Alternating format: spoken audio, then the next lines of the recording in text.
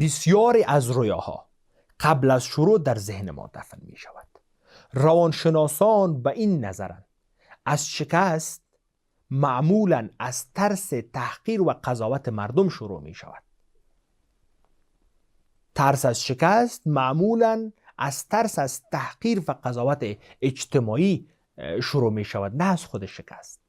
نویسنده می گوید مغز ما در 5 ثانیه اول شروع به ساختن بهانه می کند. اگر در همان 5 ثانیه اول حرکت نکنیم ترس زیاد می شود. ترس دامنش بزرگتر می شود. ترس از شکست، ترس از قضاوت. پس بیاین در این 5 ثانیه اوله که ترس بالای ما و شما غالب می شود و ما و شما می هراسیم از قضاوت های مردم، از شکست هایی که شاید در مسیر راه بخوریم. پس بیا در اجتماع فرد باشیم که همیشه با شکست مبارزه کنیم.